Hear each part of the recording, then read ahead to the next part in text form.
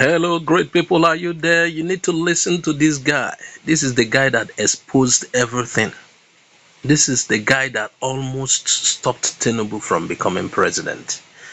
When you hear about Tinubu certificate forgery, Tinubu having double passports, Tinubu this, Tinubu that, Tinubu's US record, and every of them. David Hundeyin is that investigative journalist that has been circulating everything. He's the one that has been digging out, and other people will spread. And somehow he said in 2020 he left Nigeria because we are in a country that anything goes. That for doing the right things you could be hunted down. He left and he sought asylum in Ghana, where he's currently staying. But certain things happened that there's a plan to extradite him illegally to Nigeria because of all the exposures and everything. So there are plans to bring him back. You know what happens? You know how, by the way, you know the story of Reno Mokri. Though Reno Mokri, I think he's gluttonous. Reno Mokri used to work with Jonathan, and somehow, after Jonathan's stay in office, Reno Mokri left or was trying to leave, and there's an attempt on him, to seize him, and by the security operatives in Nigeria, and Reno Mokri could escape. And that's what we had. He escaped.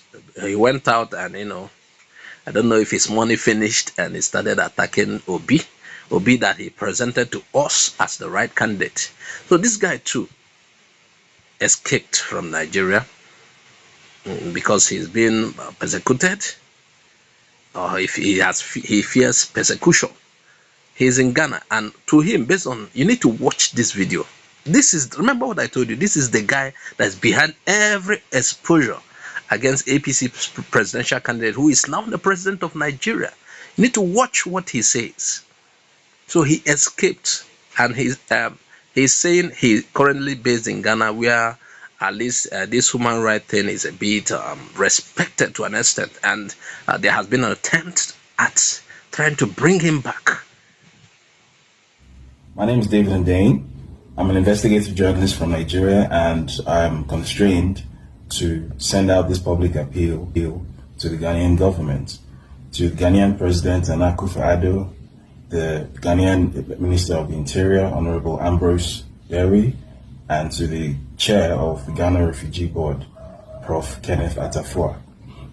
I fled Nigeria in 2020, and I applied for asylum in Ghana early 2021. In May 2022, I was granted refugee status in Ghana. Consequently, I was also issued a Ghanaian refugee travel document, a refugee passport, which I have subsequently used extensively to travel across Africa and around the world. Now, last month, when there was the ongoing back and forth between those who wanted to go to war within the ECOWAS bloc, those who wanted to go to war with the coup regime in Niger, and those who didn't, something happened. The Nigerian president, Bola Ahmed Tinubu, made a move to deploy Nigerian special forces illegally into Nigerian territory to enforce a no-fly zone, which is a euphemism for essentially staging a military attack, an unprovoked military attack against an independent sovereign nation and a friendly country to Nigeria. As was expected, most people in the Nigerian government, in the Nigerian military, and in the citizenry at large weren't at all on board with this. But Mr. Tinubu was clearly desperate to start this war with Niger, a war that nobody wanted. Subsequently, a secret document was leaked to me, a document which contained attack instructions and staging plans for this illegal invasion of Niger. And I knew that by putting this document out, I could potentially stop a catastrophic invasion, which would lead to an immense and unnecessary loss of West African life. So that's exactly what I did. Early August, I put out this document, and it had the desired effect. It did, in fact, stop the invasion. Subsequently, Mr. Tinubu then tried to seek permission from Nigeria's Senate to deploy the Nigerian military into Niger. The Senate knocked this back. And to all intents and purposes, the invasion essentially became a stillbirth, right? It didn't happen. Which, from the point of view of, I think, any right-thinking person in the ECOWAS sub-region, was definitely a good outcome, right? What definitely under no circumstances should have happened should have been a military invasion of Niger by Nigeria, leading to an outcome that no one would have been better off.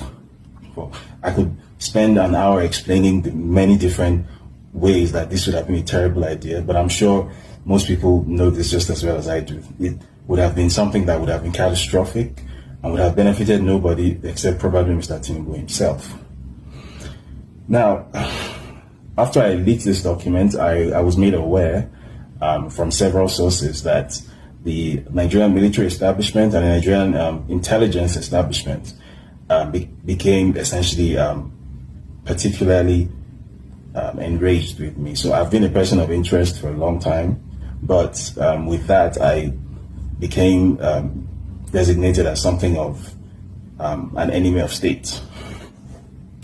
And as as fortune or luck, bad luck would have it, just a month before this happened, the fact that I do travel with a Ghanaian passport, that I have a Ghanaian passport and I travel with it, had become exposed to the public through no fault of my own, following a very unfortunate event in Zimbabwe, after which the permanent secretary at the Zimbabwean Ministry of Information, probably thinking that he was scoring a point against some sort of foreign journalists, following their issues with foreign journalists, decided to tweet to a global audience the fact that I did claim asylum in Ghana and that I travel with a Ghanaian travel document. As a result of this, the Nigerian establishment knew who to speak to if they wanted to get a hold of me. They were aware that I had claimed asylum in Ghana and that I used a Ghanaian travel document. So I was informed that a Nigerian intelligence agency, I'm not sure whether it was the National Intelligence Agency or the Defense Intelligence Agency, but one of these foreign intelligence institutions dispatched a jet to Accra to basically have me illegally rendered to Nigeria. Apparently they wrote a letter to the Ghanaian government accusing me of apparently aiding terrorism by supposedly revealing the locations of soldiers, and apparently I was also guilty of treason, whatever that means. Now, it seemed as if the matter was going to end there. But more recently, I've come to find out that the Tinubu government is still trying very hard to enact some sort of illegal rendition. So the latest tactic apparently is to lean on the Ghanaian government and accuse me of having apparently sabotaged an ECOWAS mission, and in so doing, basically compromised the bloc security of the ECOWAS region, in which case Ghana, being itself an ECOWAS member, is then obligated to cancel my asylum, to revoke my refugee status, and to revoke my Ghanaian passport. The Nigerian government's hope is that in revoking my passport, whatever travel privileges or visa or residency privileges I enjoy anywhere in the world will be compromised, and as a result, it will then be more possible for them, using the various avenues that are available to obviously a nation state, to have somebody extradited or to have somebody illegally rendered.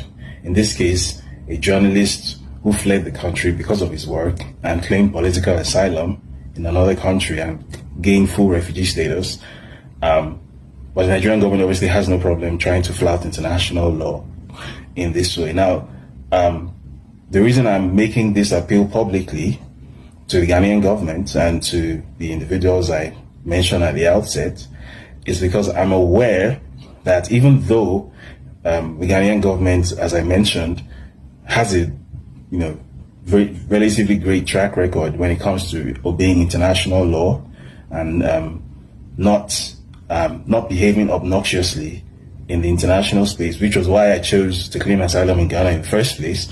I'm also aware that there's a limit to which Ghana might be able to resist the cajoling or the bullying of Nigeria, which obviously exerts a lot of influence over the Ghanaian government. So I thought it would be prudent to put this out there. I know that the Nigerian government is trying to do all of this in secret, which is why I was only able to obtain this information, through a fashion, right? This isn't information that is out there, but I'm putting it out there on purpose, hoping that it makes some kind of a difference. Because at the end of the day, I do believe that just the same way as Ghana had every opportunity to give me up in the first place. When I came asylum in Ghana, there was every opportunity to use me as a diplomatic bargaining chip with Nigeria if it wanted to. But I know that Ghana is not that kind of country. I know that the Ghanaian government historically has a lot of respect for international law. The Ghanaian government historically has a very strong Pan-Africanist outlook, and the Ghanaian government generally tends to lend itself to being a safe haven for people who are fleeing political persecution from wherever they are in West Africa, in Africa, and in the world at large. So I want to urge the Ghanaian president, President Nana Akufo-Addo, the Ghanaian Interior Minister, the chairman of the Ghana Refugee Board, the Ghanaian Immigration Services, all of whom are apparently being linked on by the Nigerian government, to consider not only obviously the fact that I have been obviously granted full refugee status in Ghana, and the Nigerian government is trying to make Ghana blood guilty, right? The Nigerian government is trying to get Ghana to break international law so as to find a way to have me return to Nigeria. And the entire purpose of having me return to Nigeria is to even a personal score, because the person who is apparently the president of Nigeria now, as I'm sure everyone is aware, has a personal bone to pick with me, because I am the journalist who is responsible for essentially destroying that false reputation he was trying to build in the international space. I am the journalist who revealed that Bola Ahmed Tinubu is a drug trafficker and is a certificate forger, both of which are about to have a significant impact on his continued stay in office. This is an attempt to settle a grudge, using a sovereign country, which is Ghana, as a sort of blunt force tool to get at one individual. This is the exact kind of behavior that the Nigerian state was renowned for during the 80s and the 90s under the military era. And at that time, some of these very people who are in power now, including the supposed president in power right now, did actually find some sort of refuge, safe refuge and haven in Ghana. But in the event that the Ghanaian government isn't able to hold Nigeria off, and my Ghanaian passport is revoked, my Ghanaian permanent residency is revoked, I'm also appealing to international institutions that may be watching this to lean on whoever can be leaned on to see that this reaches some sort of resolution. And in the event that there is no resolution and I end up becoming a journalist who ends up dead because I did my job, well, I want everyone to know who was responsible. So that's why I'm putting out this appeal. That's all I have to say this evening. But I need to advise this our brother David Hundeyin, because somehow I'm a journalist too. I love his stuffs, and okay, I could even call him a mentor somehow, because I like the way he probes things. He has probed several things. He has uncovered several things, several secrets that have been hidden in Nigeria, even from Buhari's time. He has done so much uncovers, including the Nasseruddin, the Lafarge. He has been, and we've been following. I want to advise him. David Hundeyin, I understand you might be doing the right thing, but you need to be careful. I want to use Mazi Nnamdi Kanu's case to remind you something. Africa is a place you don't need to so much trust our leaders. Yes, Africa behaves somehow. Some of the times, African leaders do not act according to the law, and are just like their subordinates and Africa security operatives. David Hundeyin, if you have your way, you need to leave Africa, or else anything, that Ghana that you think you might be safe in, anything can happen. They could turn you in. I'm telling you, anything can happen. Nnamdi Kanu came to Kenya. Before you know, he was illegally rendition, and he's on it today, despite every claim and that he is this, that he has social passport and this, he's still being held today. So I advise you to find your way out of Africa, because Ghana, and you've already explained certain things, that Ghana is involved in this ECOWAS thing. And there were security meetings in Ghana concerning or plans to enter Niger. Several meetings were convened in Ghana on how to oust the military junta in Niger. And like you said, you compromised their plan. And Ghana is a strong member of ECOWAS. And having understood what can happen, these people could turn you in. If you have your way, I would advise that you even leave Africa. Because some of these African leaders, sometimes, I don't know what they smoke. And just like there are, people who are under them, anything can happen. I don't think you are totally covered. And you know why I'm saying this? Because I like you. I cherish your work. I've been following you. As a top journalist, I have seen several things you have uncovered, and I so much respect you. That is why I'm telling you to please, if it's possible, quit, leave. This is my kind advice for somebody I love and cherish, and will continue to study your works. And I follow you on Twitter. I always see your updates, and oh my God, you are something else. Please, for the sake of us and others who are looking up to you, and for the sake of that we want you to live long, please find your way, guy. Find your way. Abi viewers, what do you think? Add your comment on the comment section. This is where we drop this one for now. Share this video widely, I beg. I'm gonna share them widely.